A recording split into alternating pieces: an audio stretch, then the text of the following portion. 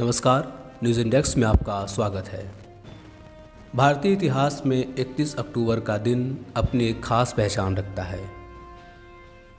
1875 में 31 अक्टूबर के दिन ही भारत के स्वतंत्रता संग्राम सेनानी और भारत के प्रथम गृह मंत्री सरदार वल्लभ भाई पटेल का जन्म हुआ। 1914 में आज ही के दिन ब्रिटेन तथा फ्रांस ने तुर्की के खिलाफ युद्ध की घोषणा की।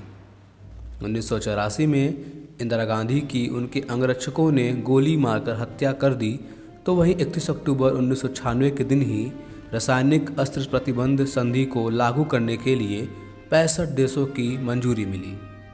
2003 में मलेशियाई प्रधानमंत्री महाथीर मोहम्मद के 22 साल लंबे कार्यकाल का अंत हुआ।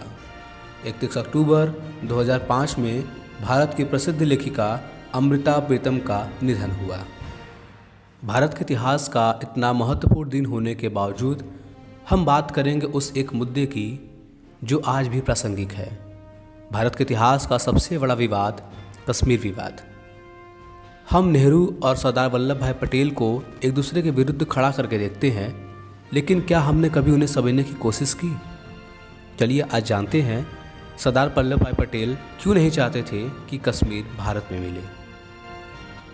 सरदार वल्लभ भाई पटेल को ढेर सारी रियासतों को पिरोकर एक भारत बनाने के लिए याद किया जाता है, लेकिन ये काम कश्मीर जाकर जो अटका तो आज तक मुकम्मल नहीं हुआ। पटेल बनाम नेहरू की बहस कराने वाले कहते हैं कि ये नेहरू की नीतियों का परिणाम था। नेहरू ने पटेल की कभी सुनी नहीं, लेकिन इतिहास कुछ और कहता है। इन दिनों पटेल का जिक्र बढ़ा है और पटेल का नाम आता है तो नेहरू का जिक्र उसमें नत्थी रहता है। और ये कोई संयोग नहीं ही इसकी वजह यह है कि पटेल और नेहरू दोनों समकालीन थे। दोनों गांधी के सिपाही, आज़ादी की लड़ाई के हीरो और आज़ाद मुल्क के शुरुआती सालों में हुई सबसे अहम चीज़ों के कर्ता धर्ता थे। असल में नेहरू और पटेल को एक दूसरे के सामने खड़ा करके उनके बीच बनाम की स्थिति बना दी गई। ये साबित करने की कोशिश की जा रही है कि पटेल के साथ अन्याय हुआ।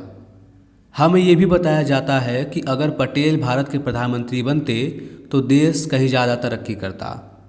कुछ अहम परेशानियां जिनसे आज हम जूझ रहे हैं वे तब सुलझ गई होती।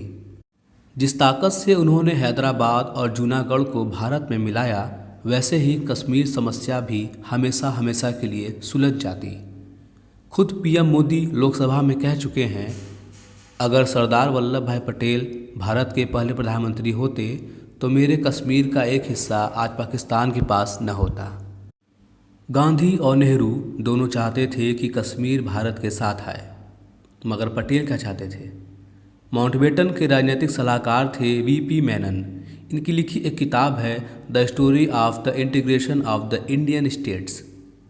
इसमें विस्तार से लिखा है कि उन्होंने बंटवारे के समय जिन देशी रियासतों को भारत में मिलाया उसके पीछे की कहानी क्या है। जूनागढ़ और हैदराबाद की तरह एक पूरा चैप्टर कश्मीर पर भी है। इसके पेज नंबर 393 के आखिरी पैराग्राफ से लेकर पेज नंबर 394 तक जो लिखा है वो आप सभी को पढ़ना चाहिए। वीपी मेनन लिखते हैं, मैं पहले ही बता चुका हूँ कि स्टेट्स ऑफ मिनिस्ट्री के गठन के बाद हम लोग भौगोलिक तौर पर भारत के साथ मिली हुई रियासतों के राजाओं और उनके प्रतिनिधियों के साथ भारत में मिलने की उनकी संभावनाओं पर बात कर रहे थे। 3 जून प्लान के ऐलान के बाद जब माउंटबेटन रियासतों के भारत और पाकिस्तान के मिलने की पॉलिसी पर बात कर रहे थे, तब वो कश्मीर को लेकर ज़्यादा परेशान थे। इलाके के हिसाब से कश्मीर सबसे बड़ी रियासत थी। वहाँ की आबादी में बहुसंख्यक मुसलमान थे, जिनके ऊपर एक हिंदू राजा का शासन था।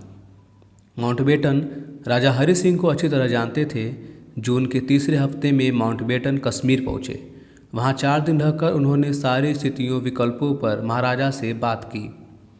माउंटबेटन ने राजा से कहा कि उनके मुताबिक कश्मीर का आज़ाद रहना व्यावहारिक नहीं होगा।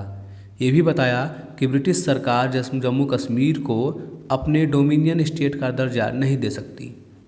माउंटबेटन ने महाराजा को आश्वासन दिया कि अगर 15 अगस्त 1947 के पहले या फिर इस तारीख तक वह भारत या पाकिस्तान दोनों में से किसी एक के साथ मिलने का फैसला कर लेते हैं तो कोई परेशानी नहीं आएगी। कि वो जिस भी किसी भी राज्य में मिलने का फैसला करेंगे वो देश जम्मू कश्मीर को अपना भूभाग मानकर उसकी हिफाजत करेगा। माउंटबेटन ने महाराजा से ये तक कहा कि अगर वो पाकिस्तान में मिलते हैं तो भारत इससे कतई नाराज नहीं होगा। महाराजा को यह आश्वासन देते हुए माउंटबेटन ने कहा कि खुद सरदार वल्लभ भाई पटेल ने उन्हें यह भरोसा दिया है। जम्मू कश्मीर रियासत की आबादी को ध्यान में रखते हुए माउंटबेटन ने राजा से कहा कि जनता की मर्जी जानना बहुत अहम है। शुरुआत में पटेल कश्मीर को भारत में मिलाने के बहुत इच्छुक नहीं थे। इसकी एक बड़ी वजह थी वहाँ की आबादी में मुसलमानों का बहुसंख्यक होना, क्योंकि बंटवारे की शर्तों में सबसे ज़रूरी बात 2 नेशन थियरी थी। मुसलमानों के लिए पाकिस्तान और हिंदुओं के लिए हिंदुस्तान, सारे मुसलमान नहीं जो वो पाकिस्तान को चुनना चाहें।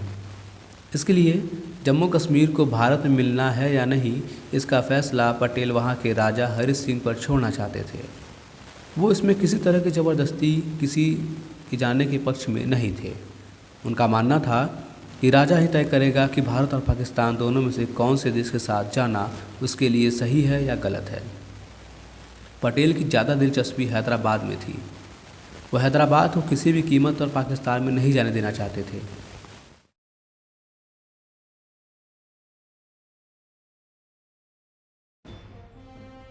लेकिन बाद में पटेल का जम्मू कश्मीर के प्रति रुख बदला, जिसकी वजह बनी जूनागढ़।